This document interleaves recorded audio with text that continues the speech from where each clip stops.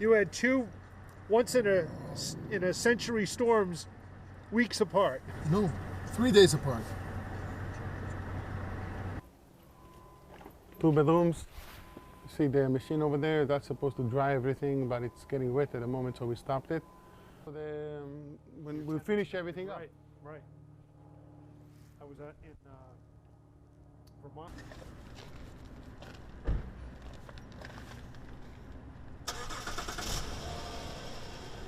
Third one down here. This is the third one from this one, and we got hammered with almost a foot plus inside my units, and they're all destroyed.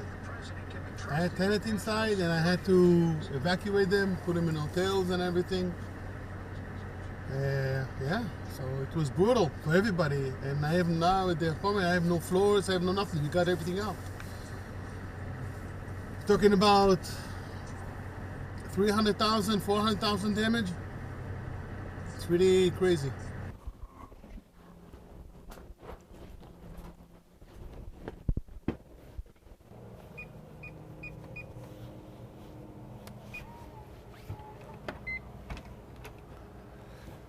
Because it's all salt water, and it was soaked.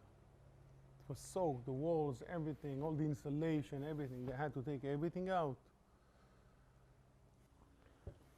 You know, you look at the joists, and those are old. Those, yeah, but we bought this house 3 months ago. We didn't know that. Yeah, yeah, we know that there is a little bit hot water, you know, high tide, something coming in, but. What happened in the last storm was 2 events, one after the other. One of them hit the first of the story, and then the second one came out like 1 foot in. Yeah, so it's pretty tough, pretty tough for everybody. It's okay.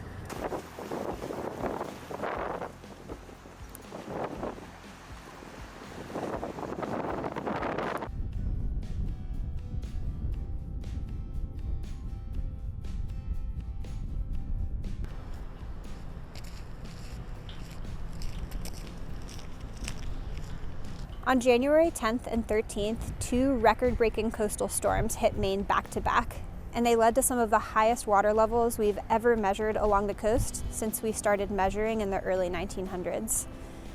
And this sort of thing, extreme coastal flooding events, has been happening more frequently throughout the globe, and that's because sea level is rising.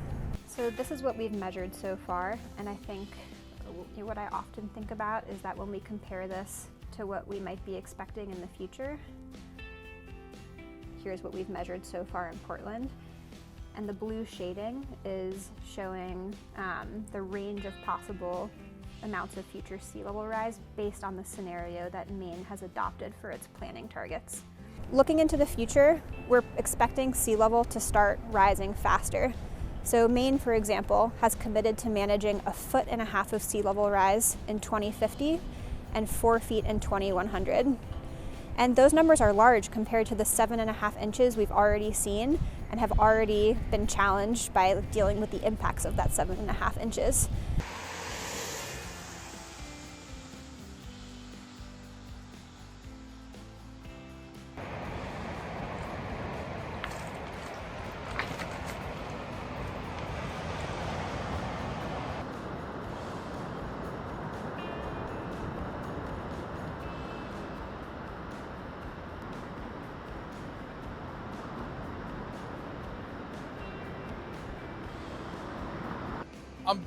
I'm very concerned because it will 100% happen again. When you put a static structure in a dynamic zone, such as the ocean or the sand, and with rising sea levels and more storms, and for whatever reason you want to call it, it's happening here and now. And if we don't come up with a plan to what we're going to do with pieces of property like that, it's going to cause problems up and down the eastern seaboard.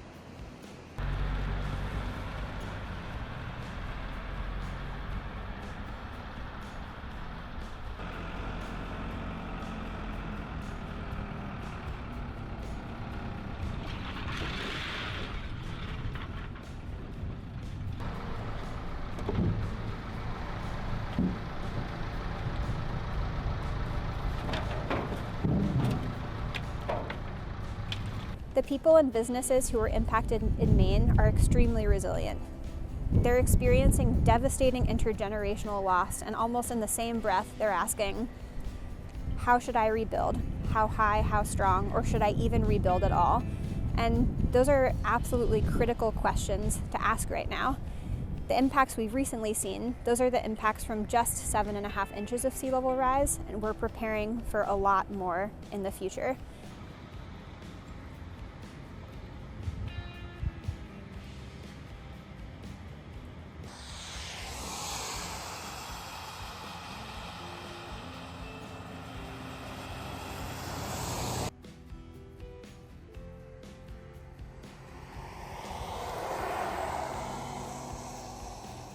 There's no one-size-fits-all solution for communities for sea level rise.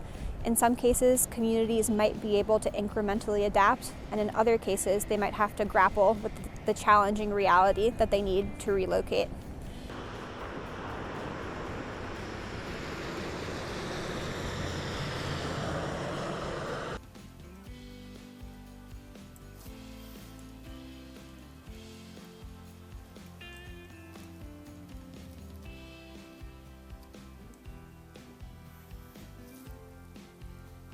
Observing the impacts, experiencing the impacts of sea level rise can cause fear or hopelessness, but I can't emphasize how important it is that we don't throw up our hands and give up.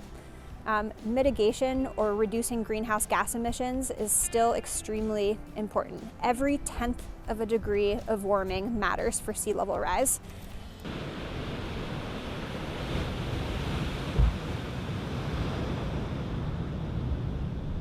Jelajahi cara baru mendapatkan informasi. Download MetroTV Extend sekarang.